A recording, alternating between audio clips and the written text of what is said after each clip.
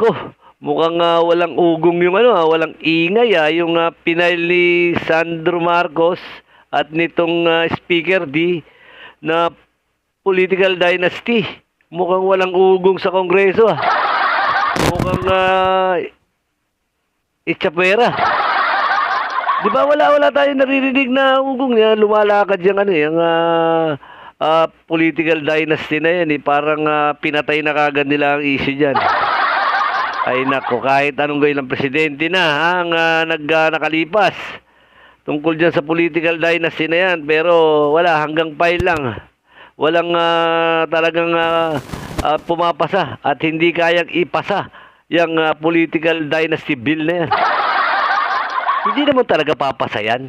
Sino bang tangang mga politiko magpapasa dyan? Di ba? Walang kapag-apag-asa yan, hindi lulusot yan. Kahit i-push pa mismo ng presidente, i-push pa mismo ng speaker at itong majority floor leader ng House na si Sandro Marcos, kahit i-push pa nila yan. Hindi yan makakapasa. Makapasa man sa Kongreso, malamang sa Senado, talagang ilalampaso yan. Hindi makakapasa yan, puro mga magkakapatid yung mga nandun. Naku po, Marios, wag yun ang bulahe na sambayanan.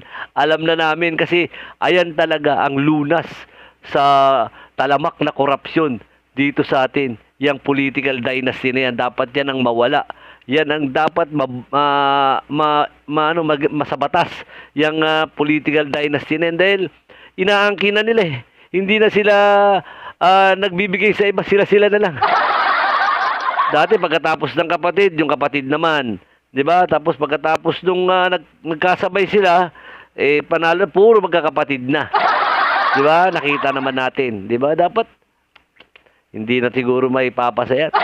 Malabo na yan. Malabo pa sa sabaw ng pusit.